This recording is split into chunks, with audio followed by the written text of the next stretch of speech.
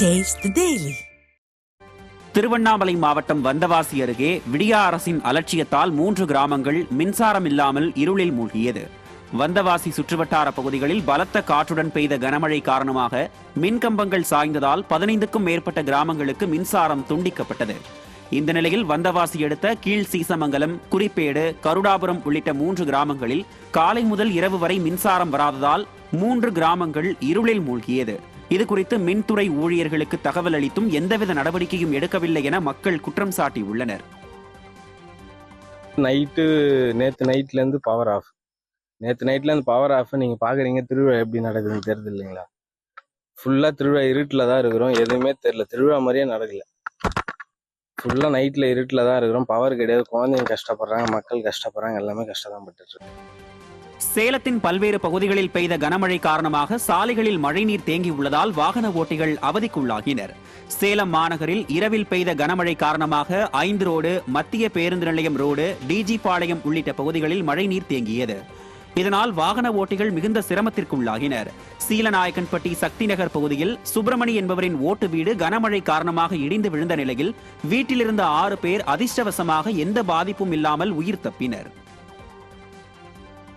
திருவண்ணாமலை மாவட்டம் செய்யாறு அருகே பழுதடைந்த சாலையை மாற்றி புதிய சாலையை அமைத்து தருமாறு பொதுமக்கள் விடியா அரசிடம் கோரிக்கை வைத்துள்ளனர். செய்யாறு அடுத்த சேராம்பட்டு கிராமத்திற்கு செல்லும் சாலை குண்டும் குழியுமாக இருப்பதால் அவசர தேவைக்கு பயன்படுத்த இயலாத நிலையில் சாலை சீர்கெட்டிருப்பதாக மக்கள் கூறுகின்றனர். மாவட்டத்தில் பரவலாக மழை பெய்து வருவதால் மக்கள், பள்ளி கல்லூரி மாணவர்கள், வாகன ஓட்டிகள் என்று பல்வேறு தரப்பினரும் கீழே விழுந்து பாதிக்கப்பட்டுள்ளனர். எனவே இந்த சாலையை உடனடியாக மாற்றி புதிய சாலை போட வேண்டும் என்று விடியா அரசிடம் பொதுமக்கள் கோரிக்கை விடுத்துள்ளனர்.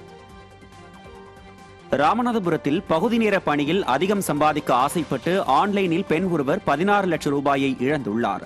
RS மங்கலத்தைச் சேர்ந்த புனிதா என்பவர் வாட்ஸ்அப்பில் முக்கிய நகரங்களில் உள்ள ஹோட்டல்களை ஆய்வு செய்து அது தொடர்பாக அறிக்கை அளித்தால் பணம் வழங்கப்படும் என வந்த பகுதி நேர பணி குறித்த குறுஞ்செய்தியை நம்பி களத்தில் இறங்கியுள்ளார்.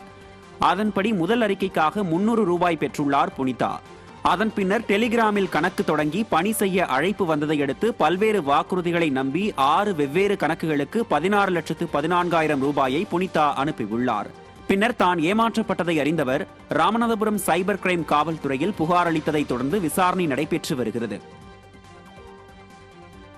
சென்னையில் பல லட்சம் ரூபாய் மதிப்பிலான BSNL செம்பு வயர்கள் திருடு போனதாக தொலைத்தொடர்பு ஆலோசனை குழு முன்னாள் உறுப்பினர்கள் குற்றம் சாட்டியுள்ளனர். BSNL நிறுவனத்தில் பணியாற்றும் அதிகாரிகளின் துணையோடு சென்னையில் பல்வேறு இடங்களில் இந்த திருட்டு நடைபெறுகின்றன என்று அவர்கள் குற்றம் சாட்டியுள்ளனர்.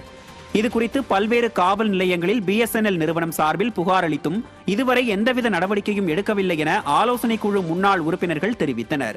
செம்பு வயர்கள் திருடு போவதை தடுக்கவில்லை என்றால் BSNL நிறுவனத்திற்கு பெரும் இழப்பு ஏற்படும் என்று தொலைத்தொடர்பு ஆலோசனை குழு முன்னாள் உறுப்பினர்கள் தெரிவித்துள்ளனர்.